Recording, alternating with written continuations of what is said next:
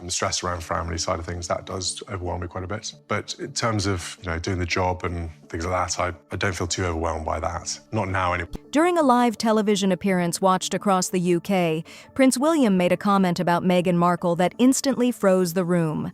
It was short, calm, carefully chosen, but the impact was enormous. Within minutes, social media exploded, headlines shifted, royal watchers sat stunned, replaying the clip again and again.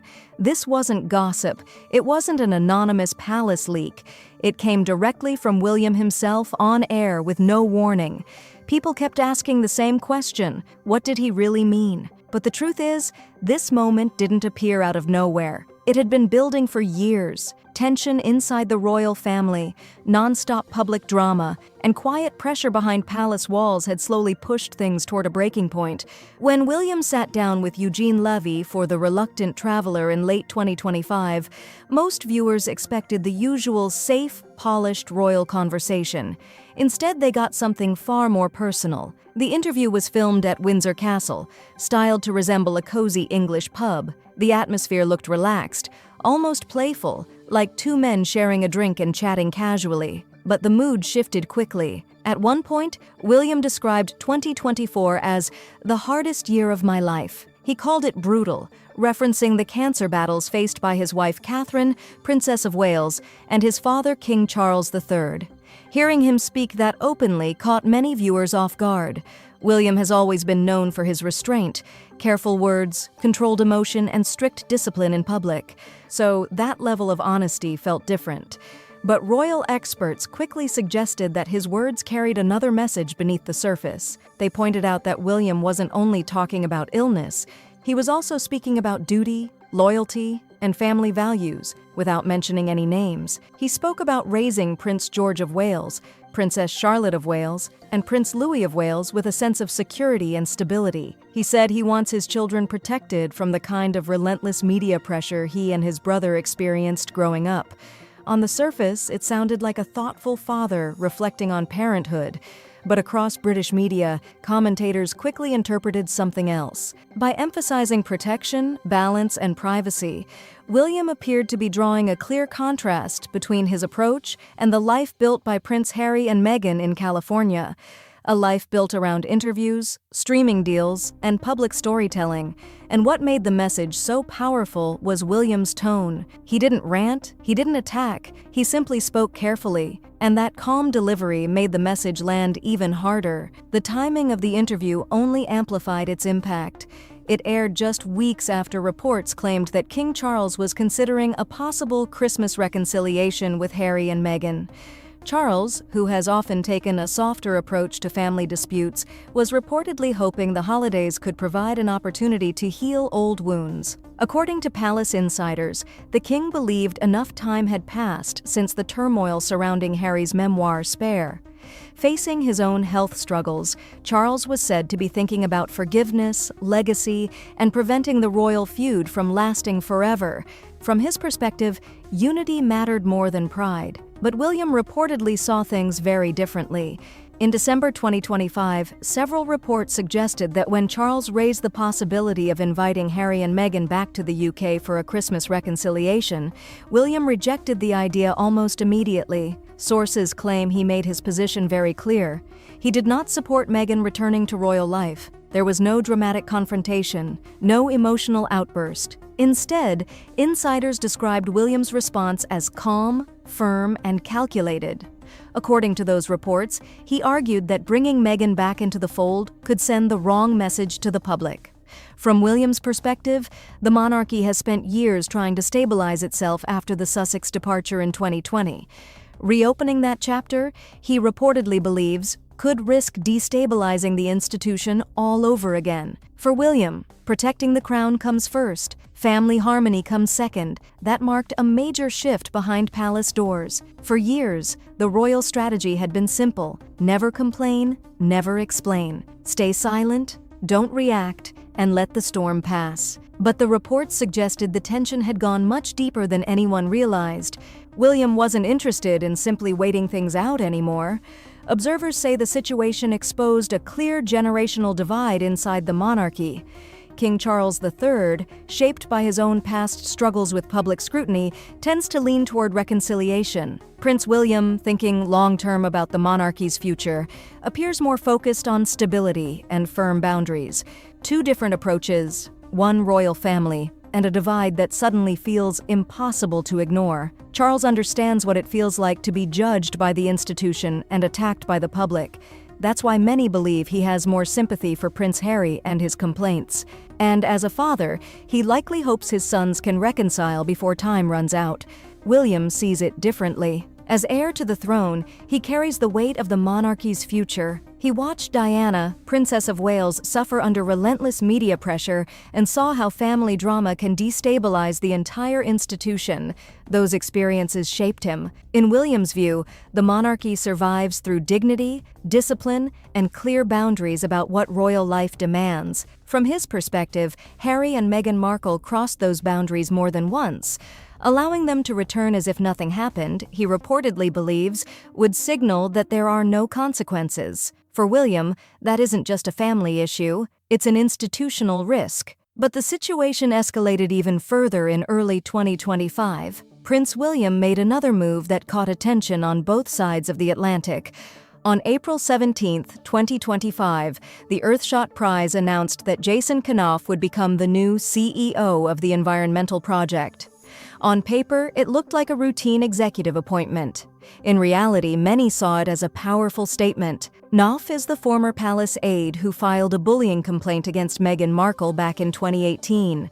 At the time, he worked as communications secretary for both William and Harry's households, giving him a close view of internal tensions. His complaint alleged that Meghan's behavior had caused serious distress among staff and contributed to resignations. Meghan's legal team strongly denied the accusations, describing them as part of a smear campaign before the couple's interview with Oprah Winfrey aired.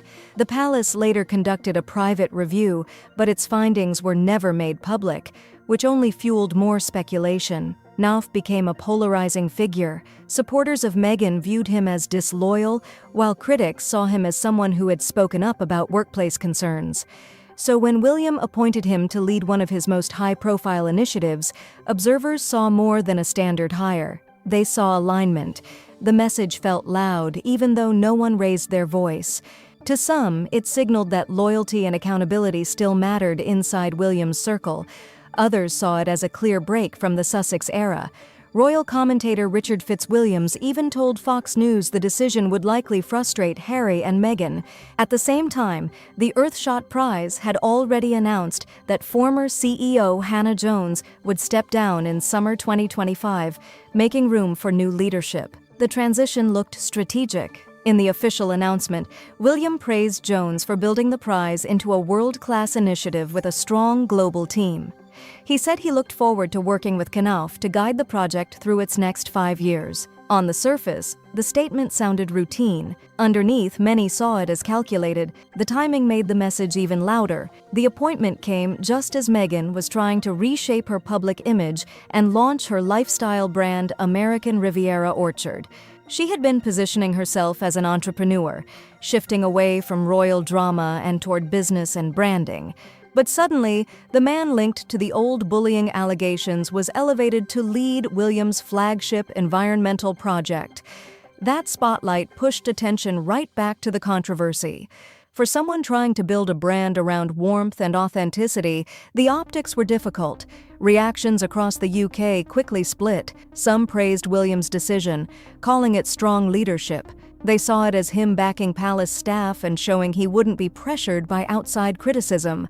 Others disagreed. Critics argued the move felt pointed and unnecessary, saying a future king should rise above personal history and focus on unity. Some questioned whether the decision deepened the family divide instead of easing it.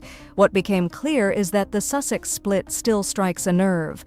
This appointment didn't just fill a leadership position, it changed the atmosphere. With Knauf now holding a major role within William's team, the possibility of Harry and Meghan returning as working royals looks even more unlikely. Even if attitudes soften someday, the working dynamic would be tense from the start. Many observers described it as a bridge burned for good, a line drawn with little room for misunderstanding, and the Earthshot Prize itself is far from a small project. It represents William's long-term vision as a future king, focusing on major environmental solutions with the goal of repairing the planet by 2030. William has even compared it to his generation's moonshot. By placing Knauf at the top of the initiative, William signaled trust, loyalty, and the kind of leadership style he intends to bring forward: calm on the surface, decisive underneath. Royal commentator Hilary Fordwich later told Fox News Digital that the appointment carried significant weight. According to her, it highlighted Knauf's steady support of the royal household during the bullying controversy and reinforced the credibility of those earlier reports. Fordwich also pointed out that trust inside royal circles is critical, and in William's case, this issue appears deeply personal. Knauf, she said, remained part of William's close circle because he demonstrated discretion during extremely sensitive moments. That loyalty, reportedly built during years of pressure inside palace walls, strengthened their professional relationship. For many palace staff, the appointment also sent a signal about expectations. Insiders said morale improved among employees who once worried about speaking up regarding workplace concerns. The message seemed clear: professionalism and loyalty to the institution would be valued. In February 2025, just months before the public announcement, Knauf even gave a rare interview to 60 Minutes Australia. When asked about the bullying allegations and the public attention surrounding them, he described the experience as difficult but valuable. "If your job is helping others deal with public pressure," he said, "you have to be prepared to face it yourself." His tone remained calm and measured. No drama, no defensiveness, just steady answers. Media coverage quickly spread beyond the UK. American outlets framed the appointment as another sign of the growing distance between William and the Sussexes. Many observers interpreted it as William drawing a firm boundary about behavior he considers unacceptable. Sources speaking to Fox News suggested that at this stage, William appears less concerned about how Harry and Meghan view his decisions. For him, protecting the monarchy and reinforcing loyalty within it comes first. That marks a noticeable shift. In earlier years, the palace often appeared cautious about decisions that might trigger public backlash. Now, Prince William seems more focused on shaping the long-term future of the monarchy rather than balancing every reaction. Quiet moves, clear signals, and a leadership style that's becoming harder to miss. William appears to be showing how he intends to lead. The recent decisions suggest confidence rather than compromise, and they signal that he may no longer be trying to smooth over tensions that could already be beyond repair. Royal commentator Richard Fitzwilliam said that from the Sussex perspective, Jason Knauf now holds what he described as pariah status. He added that William's appointment shows he is not particularly concerned about how his brother, Prince Harry, might feel about the decision, and that Meghan Markle's opinion likely carries even less weight in the matter. Many observers agree. After years of strained conversations and unsuccessful reconciliation attempts, positions on both sides appear firmer than ever. The Knauf appointment wasn't simply about filling a role, it suggested a direction. For many analysts, it signals that William's future monarchy may prioritize institutional loyalty and professional conduct over personal comfort or public appeasement. The move also raised larger questions. If William was willing to send such a strong signal in this situation, what might come next? Some analysts believe this could be the first of several decisions meant to define his leadership style early. Others argue that William is shaping a more modern monarchy, one where discretion and performance matter more than family ties alone. In many ways, the moment reveals how William views his responsibility. He isn't acting only as a brother managing family tension. He's thinking like a future king focused on long-term stability. That mindset reportedly means placing institutional strength above short-term harmony. It's a colder calculation, but one William appears willing to make. Then came the financial dimension.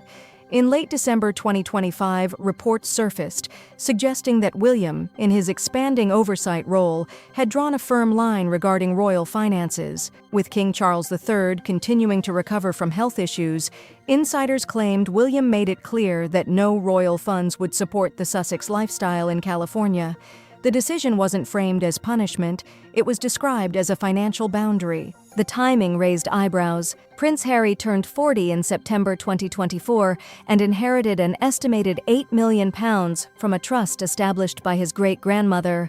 That came on top of roughly £10 million he had previously received from Diana, Princess of Wales. Historically, Harry was left a larger share, in part because William would eventually control the Duchy of Cornwall, a £1 billion estate that now funds William's household.